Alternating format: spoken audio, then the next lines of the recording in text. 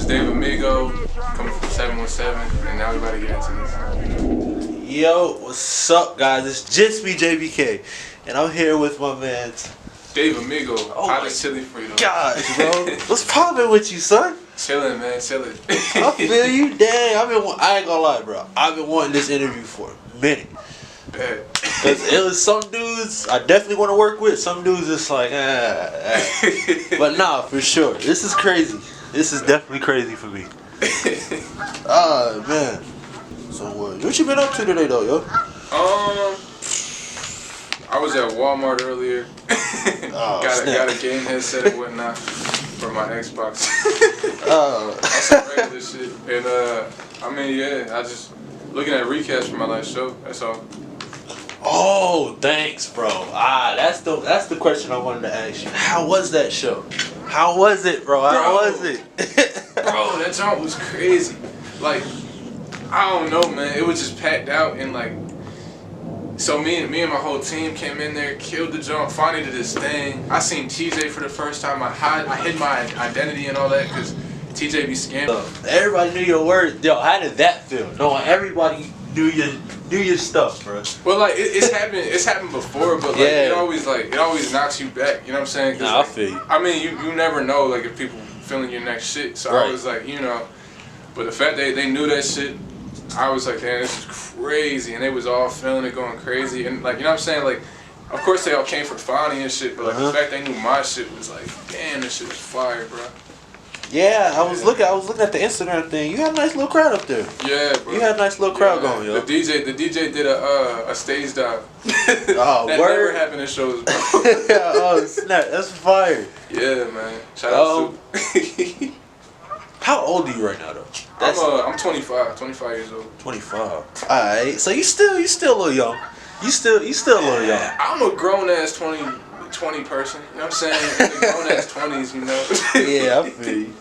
So the question I want to know is, when'd you start making music, bro? So I started.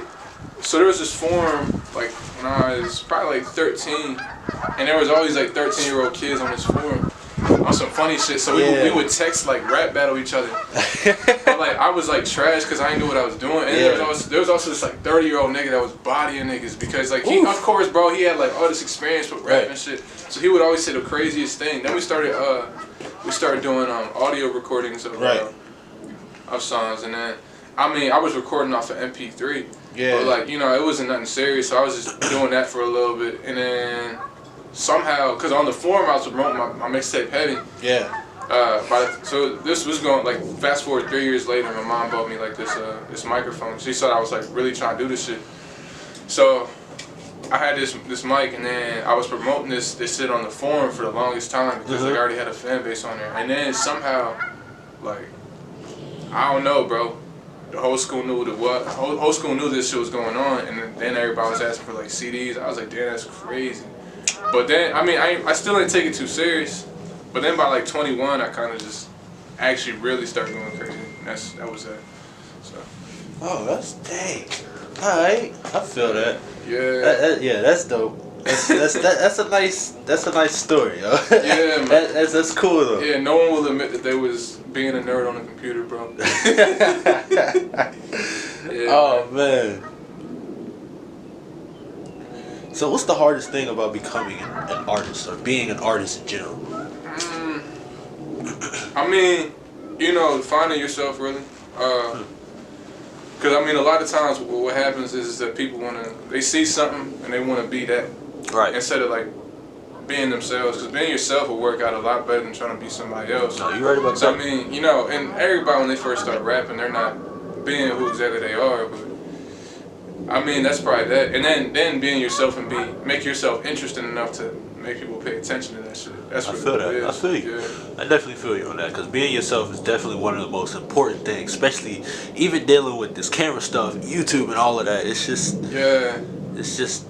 it can definitely be difficult because you're trying to climb, get your people up so you can actually not be working these 9 to 5s and all that other crap, bro. Like it's not the way. Yeah, man. But I feel you on that, yo.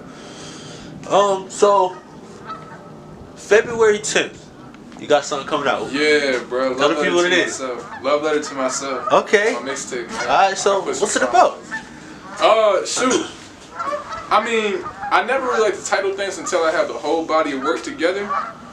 So I mean, it's the first time I actually spent all this time in like a real actual studio working on things. I recorded some of it in New York. I recorded most of it in Harrisburg at Pro Sound Studios with my man's Super and all that.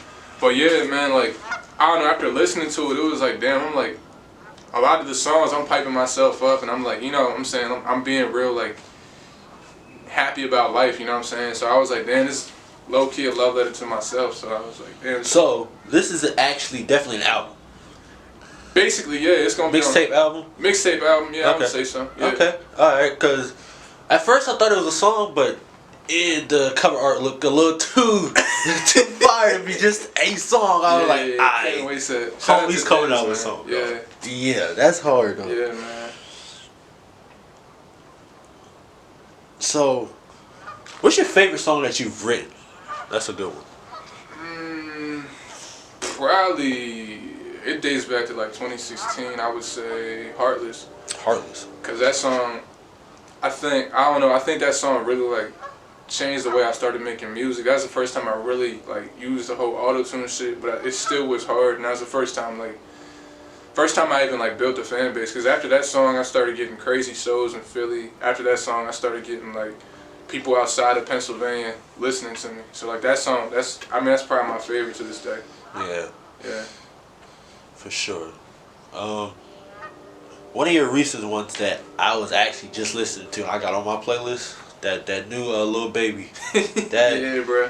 Something different about that one than from your other songs. And by the way, bro, your style is ridiculous. Yeah, man. Like, thank you. So much different like styles literally into one person. I'm like, a lot of people just can't do it like that. Yeah, man. That's the crazy part. And that's why I love underground music, bro. Cause you just see a lot of different things. Yeah, man. It's all about sharpening the sword and being a master of your craft. Mm-hmm. But yeah, that song definitely was different.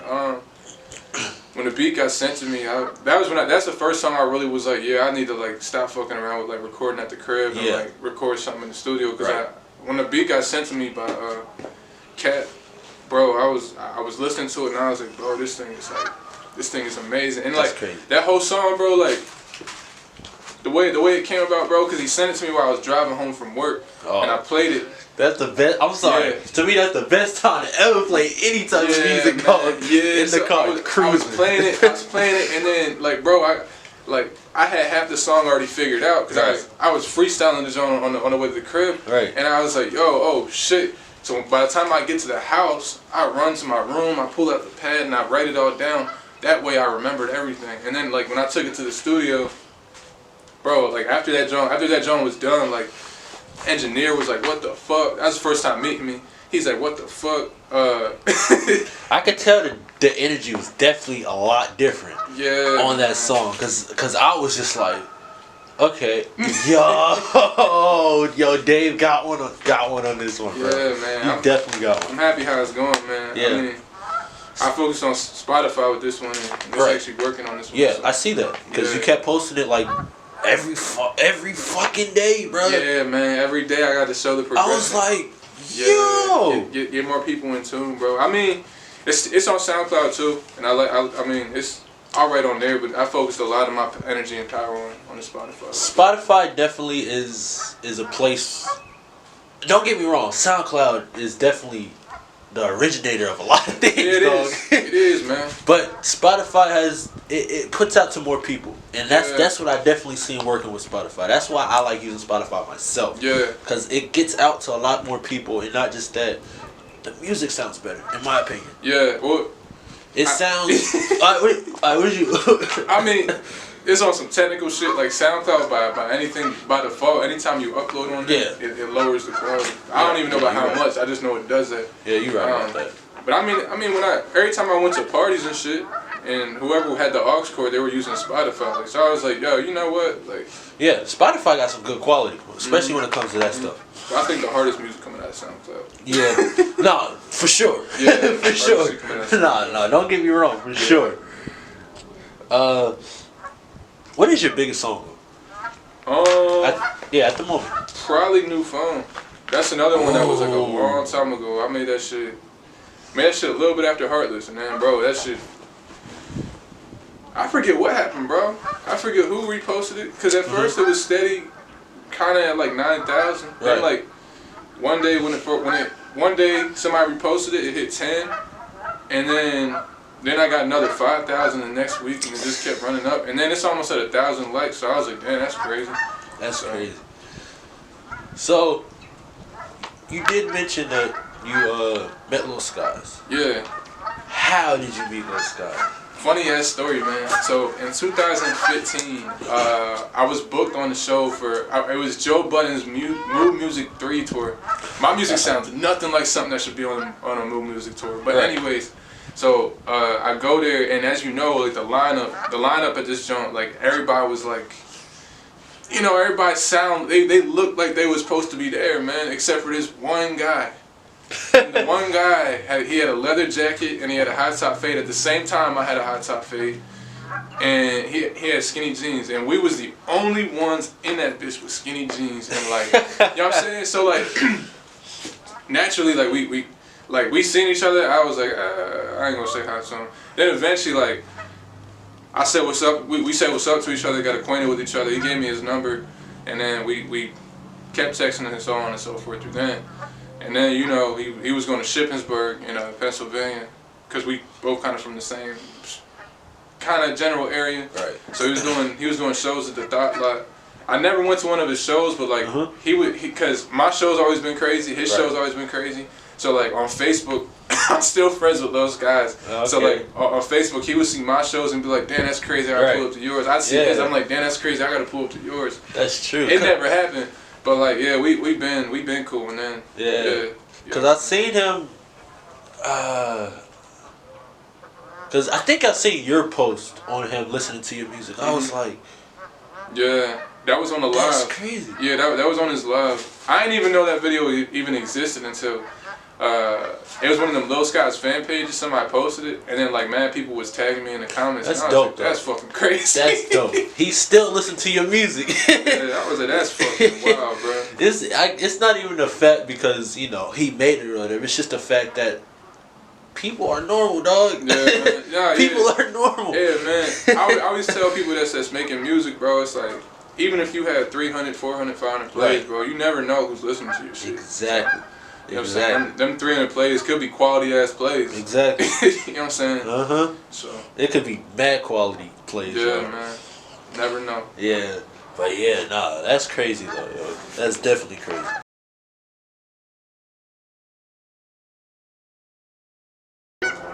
Cause in high school, like, I don't know, for some reason, there was like 3 kids that rap. It was this white kid.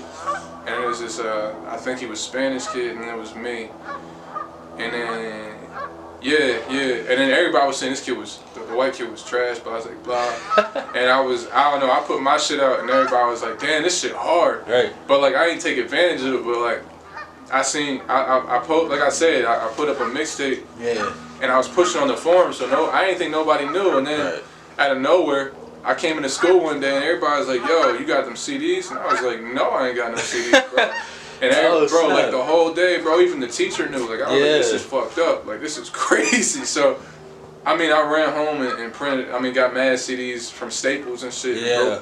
Wrote all over them shits and passed them out. But like, I kind of knew like, yo, I probably got something that could work. You know what I'm saying? But I didn't take it serious. Probably when I started taking it serious, like 2015. Maybe 20. I don't know exactly when, but like I had a show in Philly. Right. One of my first couple shows in Philly, and like nobody knew the words, nobody knew who I was, nobody. You know what I'm saying? But like they still fuck with me. You know what I'm saying? They still was like showing love. So I was like, damn, like, you know, if people back home was fucking with me and people in Philly is fucking with me, I probably can make something happen. No, for sure. Yeah. But yeah, I gotta come to one of your shows, bro. If they turn it up like that, yeah, I need to be in that. Me and my team got one in Brooklyn. March 14th. March 14th. Yeah, for sure. I'm Yeah, I gotta come. March 14th, I gotta come. Cause if, like I said, if you rocking out like that, my dude. Yeah, man. Yeah. I want to see what the crowd like, cause I'm used to the Philly crowd. I'm used to the to the back home crowd, but I want to see the New York crowd like. So. Yeah, man. That's true. Yes, sir.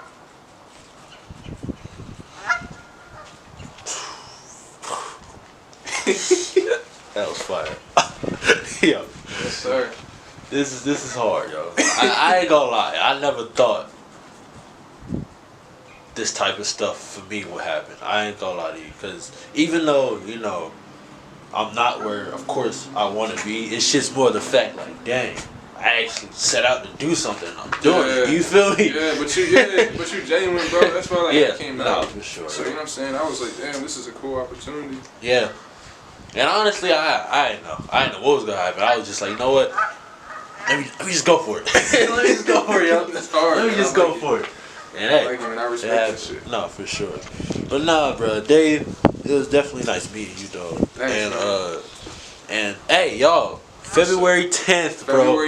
February 10th. Look out for it. Sir, Tell them about it. Yes, sir, man. Love letter to myself, February 10th. I want to shout out fucking my whole team, R1, my manager, James the Flame, fucking Fee for being in the studio, watching me do that shit. Dro, my fucking, you know what I'm saying? All of them, bro. All of them, man. Shout out everybody that helped me out with this. You know what I'm saying?